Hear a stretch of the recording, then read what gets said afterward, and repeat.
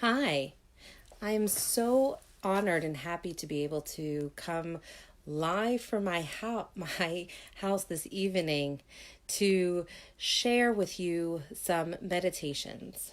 I wanted to open from a meditation from Thich Nhat Hanh, a mindfulness meditation master, who I thought would do wonderful at sharing with us the value of breath. I first wanted to introduce myself. I'm Rabbi Elizabeth Bahar. And again, as I share with you during this very crazy time, a time of fear, a time when we turn on the news and simply hear all of the crazy things that are happening, the scary things, the number of people whom we may even know in New York and other places that are personally and directly impacted by COVID-19, I want us to take an opportunity simply to be. After all, we are human beings. And let us be. The way we are starting producing the medicine of mindfulness is by stopping and taking a conscious breath, giving our complete attention to our in-breath and our out-breath. When we stop and take a breath in this way, we unite body and mind and come back home to ourselves. We feel our bodies more fully. We are truly alive only when the mind is with the body. The great news is that oneness of body and mind can be realized by just one inhalation. Maybe we have not been kind enough to our bodies for some time. Maybe we feel tension, pain, stress, and we cannot breathe. Now is the time to take a breath. That is the beginning of healing. Let us at this time pause and take a deep inhalation.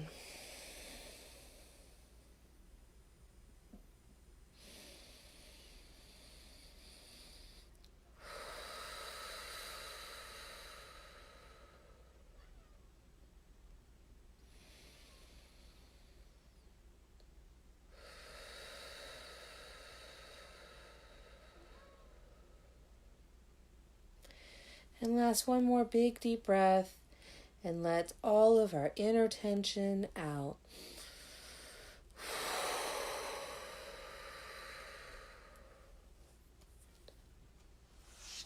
This is a time that is new and different. For many of us, if you are anything like me, you are home with children, a scary thought in and of itself. For others of us, we're facing changing work statuses, potentially unemployment, loss of wages, and the great unknown. How long will this go on? And so I would say, theologically, we are in the wilderness. The wilderness is a scary place. It is a different place. But I want to remind you that in the wilderness, amazing things have happened. This is when the Jews found God at Sinai. This is when we received revelation. This is that brief moment when we were truly able to put down the things that we thought were holding us back, put down that heavy, weighted blanket, and see possibilities. And so I want to share with you one other brief meditation from Eyes Remade from Wonder by Rabbi Lawrence Kushner. And then we're going to sit for about 10 minutes just in quiet, in being.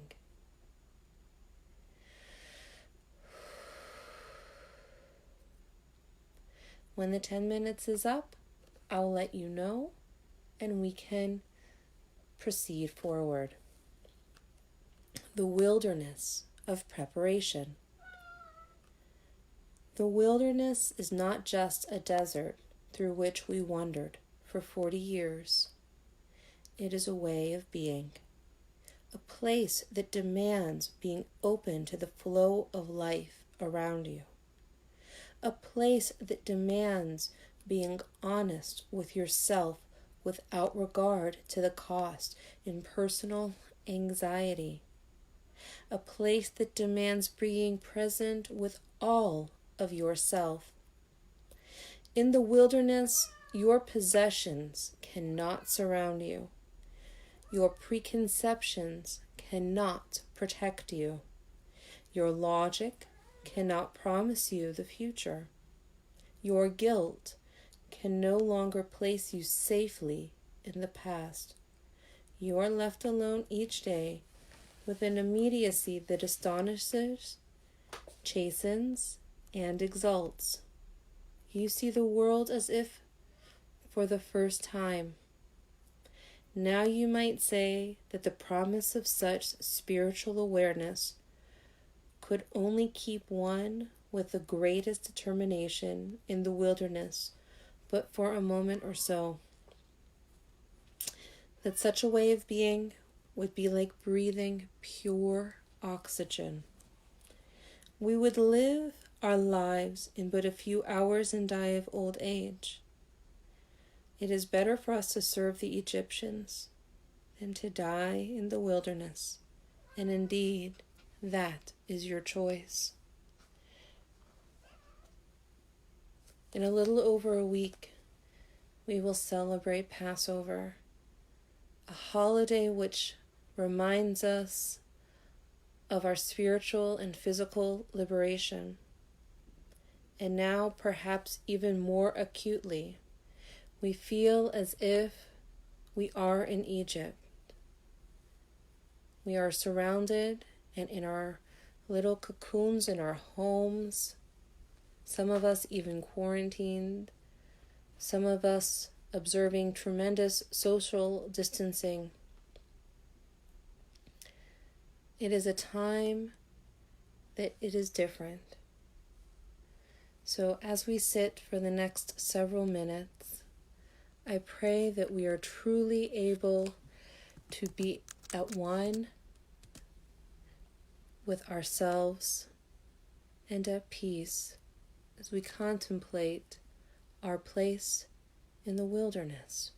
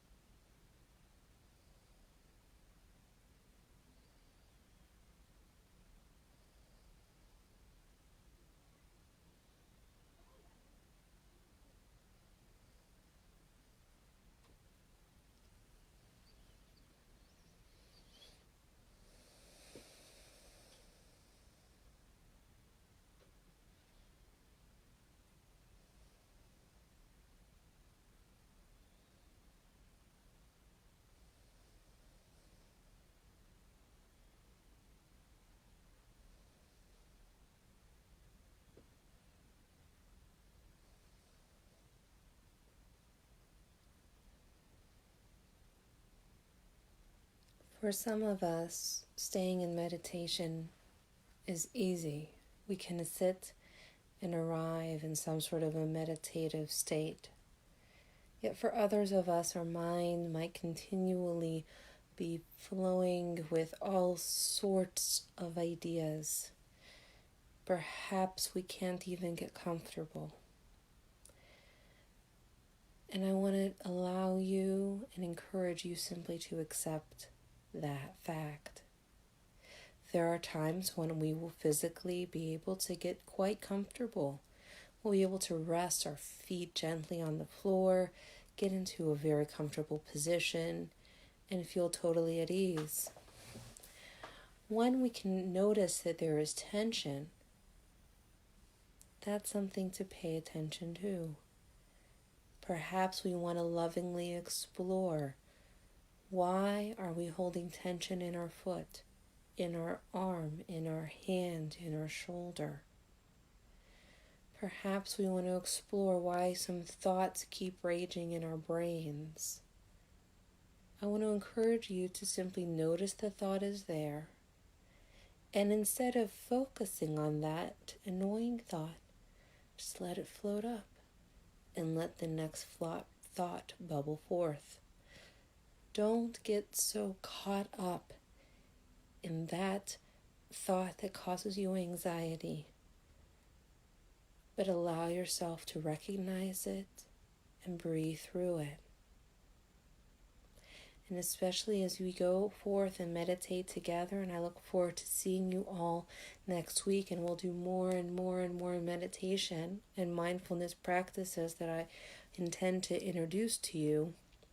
And we'll talk about how do we let some of those thoughts bubble up, and how can we allow our bodies, which might hold the tension and anxiety from the fear of our ever-changing world, relax. How can we become more human beings and less human doings? How can we, instead of looking at the world and seeing it full of dark, scary clouds overcasting shadows on the streets below, shift it? Let our eyes change just a little bit. Let our perception shift so that the fog and the clouds lift and we're able to see some of the joy that exists in our communities. The increased interaction online, the value that we have of family, maybe even washing our dishes by hand, or playing with your cat a little bit more than you did before, or dog, or any other animals, or kids even. But maybe during this time, it's an opportunity to remind ourselves what really matters. May you only find peace and joy, and I look forward to meditating with you next week. Shalom.